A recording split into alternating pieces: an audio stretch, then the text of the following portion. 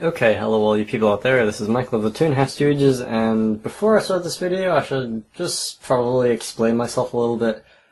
I don't know what happened to my computer, but suddenly the commentary that I've been recording is sounding like I'm talking with a banana shoved in my nose.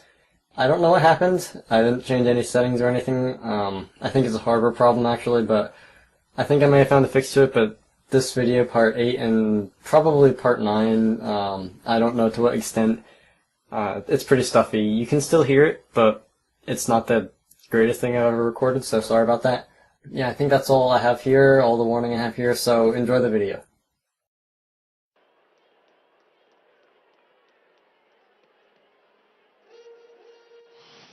Welcome to Quidditch! I'm your commentator, Lee Jordan! It's Gryffindor versus Slytherin.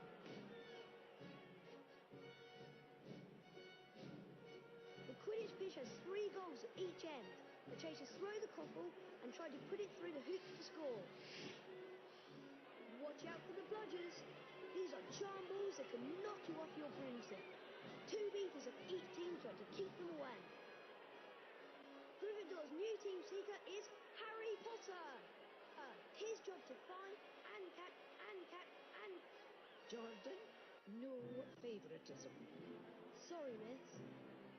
Remember, first avoid the bludgers, then find and catch the snitch. The game is over when the snitch is caught. Good luck.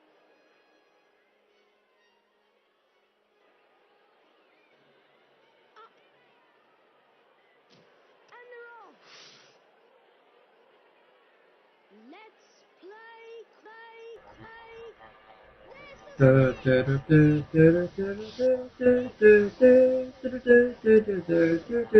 Okay, hello people out there, this is Michael of the 2.5 Stooges, and welcome to Quidditch. So, this is one of the mini-games in Harry Potter and the Sorcerer Stone game.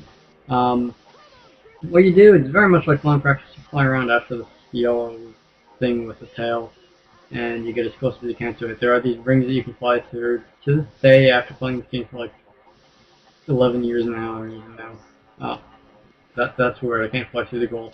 I don't know if you have to fly through the rings that are trailing snitch, or if they're just there for like target practice or not, but aim for it anyway, doesn't hurt. Worth mentioning, there are bludgers that fly around, they will hurt you. There are other players that fly around, they will hurt you. However, you can't lose a game of Quidditch in this Sorcerer Stone here. Come on, hit the key to pick up the snitch, and game will be over, and that'll be that.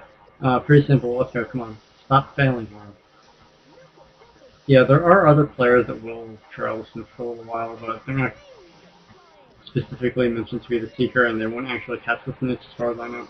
So don't worry too much about that. If you're stuck falling around in circles for a while, then you'll get it eventually, unless it is possible to die falling too many bludgers on the ground and whatnot, but try to not let it come to that. Anyway, so that is that. That is Quidditch. It took all of like a minute and a half compared to the 5 hours that it was inferred that games usually take in like the books and whatnot.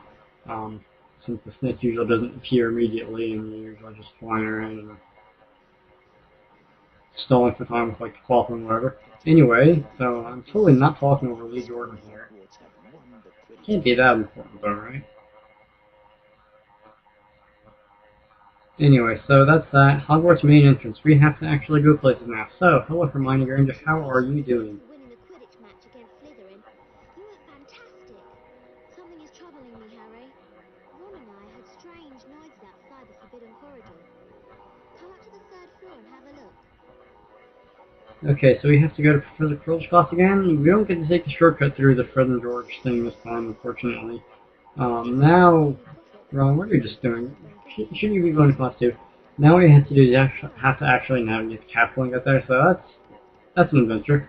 I think behind me on the wall is just like another useless portrait, because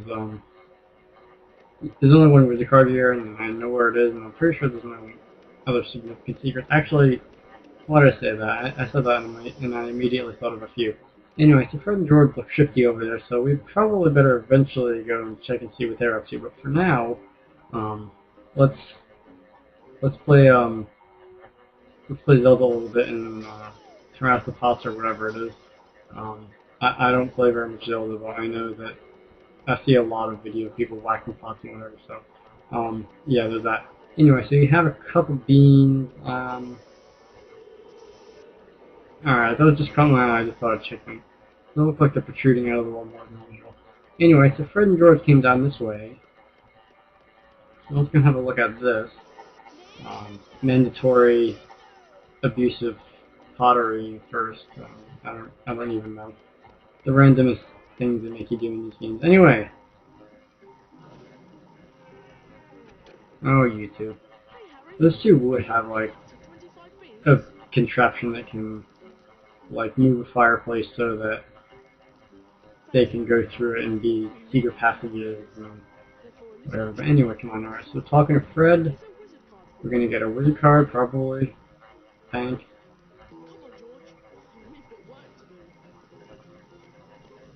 So yeah, there's that. Anyway, so while I'm just gonna be running around in circles here and casting off more random stuff on the walls and collecting wizard cards and whatnot, should probably talk about a few things. One, once again, sorry that I haven't really been uploading this very much. Computer troubles as usual, but Sam, if you've been watching my recent videos, you'll probably know that my fan is like absolutely insane. For the most part, I've been able to edit the noise out of the audio commentary and editing, but it's quite loud at this point, quite distracting, and it's actually like minorly starting to overheat my computer and slowing it down. And it hasn't seriously crashed it yet, but it's only a matter of time. And yeah, gotta work on that. Two, what else was I gonna say? Oh, if the like sound quality and video quality of these videos changes a little bit, have actually upgraded my like method of recording and editing these. I've been using for the longest time, for like 2.5 years, I was using Adobe Premiere Elements 4, which is like ancient history now, and at this point there's like a couple incompatibilities with more recent hardware, so I finally saw Premiere Elements like 11 on sale and got it, and so far it's pretty good. It just doesn't have as many problems as the older one did, so that's nice. But yeah, I don't know if there's going to be any changes in the way it edits it handles the video. I haven't looked back closely at it yet. This is the first video that I've been. Come on, you stupid gnomes! I hate the gnomes in these games. What was I even saying? This is the first video that I've made with that. So, and my fan miraculously decides to shut up now. There's that. We got the gnomes. We got some beans. We probably lost more than we got, but this is a secret in Hogwarts, so I'll show it.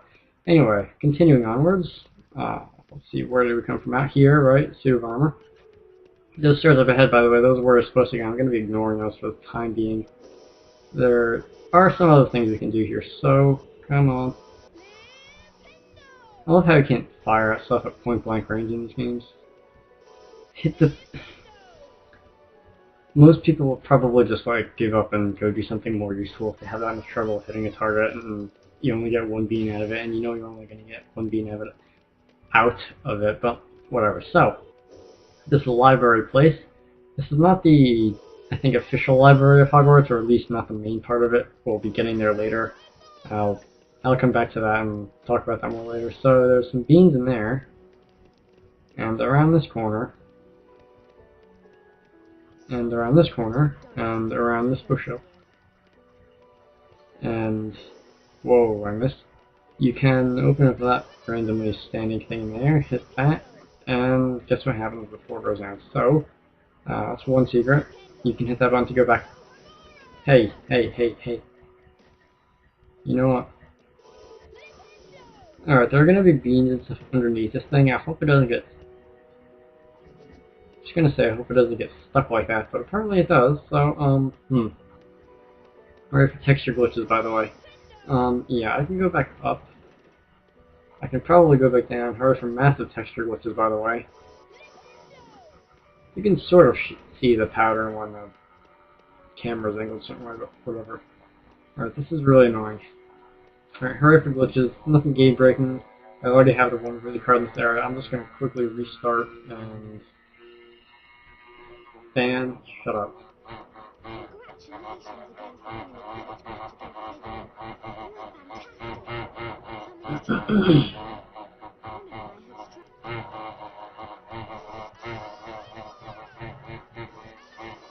Edit points.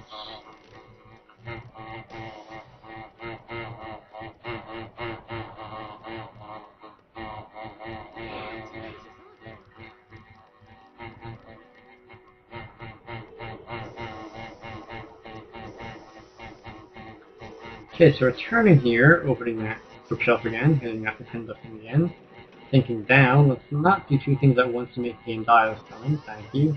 And the picture glitches back. Alright, so that's the 4 beans. Don't ask me why, I just restarted the game for 4 beans, but you all know me by now, I'm like OCD and whatever. Anyway, so that's an interesting pattern on the ceiling. You'd think that there would be something you can do with it, but I guess not. That's all I can think of that we're doing here, so let's move onwards. Alright, out of the library. Run faster here, I don't have all day. Or night, because it's actually 2:30 at night when I'm doing this. Yeah. Alright, anyway, what's down this way? This was where the Wingardium Leviosa challenge let out earlier. And, alright, so there's a chest we can open. It's probably got like 2 beans in it. Then there's this painting that had, or mirror that had the wizard card that isn't even there anymore, so okay. A couple chests, a couple fruit beans, you can never have too many of those. Although I have said before, and I will say again, that there is a certain point in the game where you can get massive amounts of beans, and you'll probably, like, not really need any after that, like, ever again, so don't worry too much about the beans. Just make sure you have more than 25 at all times in case you're on Spartan Gorge. Anyway, so over here, finally, I said we would be going to class. Yes, you're going to tell me that the 3rd floor is up the stairs, or it's supposed to be up the stairs anyway, but this is Hogwarts, and Hogwarts may not want the 3rd floor to be up these stairs today. You can come up here. This is where Malfoy came out of the way back in part 1. Malfoy grabbing Goyle on the way to class. Hey.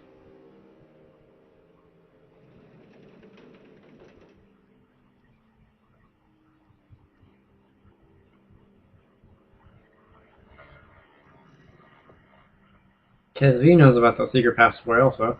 Anyway. Ron, what is it? Weren't you just like killing time down on the main entrance not 2 minutes ago? Okay, so it was a little more than 2 minutes ago. Try like 9 minutes ago, but he beat me here. Maybe he took the shortcut. Anyway. Sounds like there's something down the corridor, huh?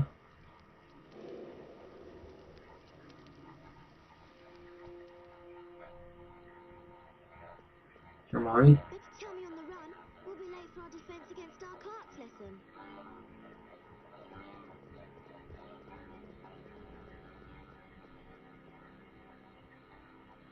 Yeah, so that was a fairly informative cutscene. Let's go to class. Alright, so Professor Pearl, what are we doing today? We're gonna run Harry into the wall because of badly scripted cutscenes. Dark magic with the Lumos spell. Watch my wand, then hold down the mouse button and repeat the pattern. Okay, simple enough. Please step at the button when you're done. Yeah, I think we know how to do spell traces by now, Professor. This is Lumos. This is Illumination, if you could tell by the Latin name already, or yeah, Latin based. And if you haven't like read the books or played any of the games, you know that already. To Crescent Moon, we are going to do much better at that than like previous spells in the first try, apparently. Okay, I thought I actually messed up there pretty badly when I went off the trail, but I guess the game didn't think so, obviously. 5 points for Gryffindor. Did I mention this? I think I might have mentioned this back in its video, but Try again. I'm not sure. One of my friends on YouTube, Unworld95 is his name is now, told me actually about something that would make this part of the game a lot easier with like the mechanics of the wand and stuff like that. It involves going into one of the settings files in the program files of the game and making a slight change from the default settings to something else so it would handle the situation differently. And it makes it a little bit easier to trace the thing accurately if you've been having problems with that. It makes it actually more like it makes the game detect the trace that you make more accurately. So I'm going to. He showed me how to do it. I honestly can't remember now, and I don't know if he's left the video up on YouTube for this long.